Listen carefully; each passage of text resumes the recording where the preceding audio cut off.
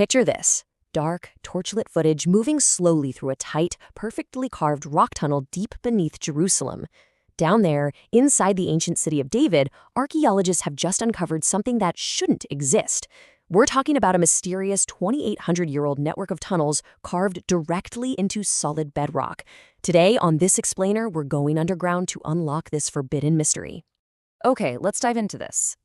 The truly terrifying, or at least completely baffling part, is that this massive, labor-intensive project doesn't connect to a water source.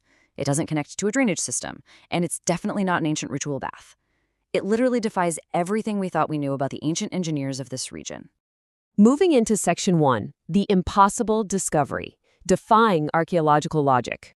The sheer amount of effort ancient builders spent cutting through solid rock here, well, it really can't be overstated. We're talking about a labyrinth dating all the way back to roughly 836 to 796 BC. That puts us right smack in the biblical eras of King Joash and King Amaziah. But despite being built during a time of massive fortification, this place remained a completely hidden phantom until modern-day excavations by the Israel Antiquities Authority finally brought it to light. And it's a profoundly baffling reality for historians. I mean, imagine renovating your house and just finding a heavy-duty bank vault with no doors. It's kind of like that. Usually when you dig under Jerusalem, you expect to find utilitarian structures, right? Things like water channels or ancient ritual baths, which are known as mikvahs. But instead, we've got a series of totally dry, dead-end, unexplained parallel channels. The silence of history here is honestly deafening. The Israel Antiquities Authority archaeologists are completely baffled. Because think about it, ancient kings were basically the ultimate PR machines. They loved to document their grand building projects for everyone to see. Yet, not a single historical or biblical text mentions these massive tunnels. A project of this huge magnitude was somehow entirely erased from the historical record. Which brings us to Section 2, Clues in the Stone, analyzing the rock-cut evidence. Since history is utterly silent on this, we kind of have to treat the site like an ancient crime scene. We know the structure was deliberately carved directly into solid bedrock about 2,800 years ago. But the real clues? Those are the strange parallel grooves lining the floor and these carved standing frames along the walls. These absolutely aren't just random pickaxe marks. They are highly engineered clues pointing to a very specific, yet currently unknown function. And this brilliantly illustrates the mystery, because structurally, these standing frames were carved directly out of the bedrock to do one thing: hold, stabilize, or support something incredibly heavy. You simply don't spend the time to carve heavy-duty stabilization frames into solid rock unless you're operating some really massive, weighty objects. All right, Section 3. The forensic dead end. The silence of modern science. So what on earth were they holding?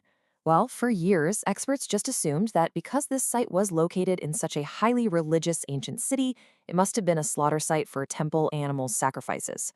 Seems logical, right? To prove this, scientists conducted some highly sensitive modern forensic analysis right on the bedrock, looking for any microscopic traces of biological material. And the result? A total failure for the long-held sacrifice theory. So the crucial point here is the number 0. Forensics found absolutely 0 traces of organic remains. No blood, no bones, nothing. Whatever this incredibly heavy, highly engineered facility was used for, it involved absolutely 0 biological or organic material. Let's look at Section 4, the forbidden theories, stepping right into the unknown. Now, what's really interesting about this slide is that when traditional archaeology hits a brick wall, we have to look at the remaining theories to understand what historical forces might have required such a heavily reinforced space.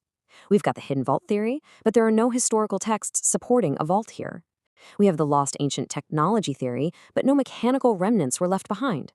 And then we have the erased secret ritual theory, which, as we literally just saw, is missing any organic traces whatsoever.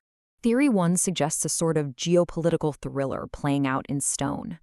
Researchers hypothesize this heavily reinforced space was actually a desperate subterranean vault.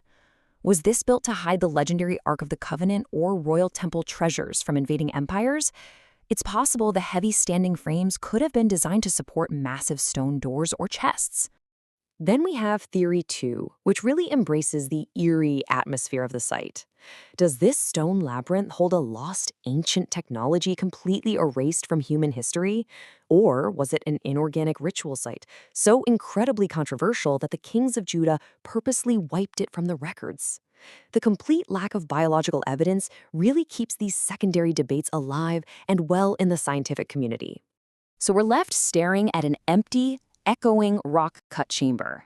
Why would ancient engineers under the biblical kings of Israel spend immense effort carving a massive stone labyrinth only for its existence and purpose to be completely erased from human history? It's a permanent, brilliant mystery right beneath our feet. Thanks for joining me on this explainer today. Keep asking questions, and I'll see you next time.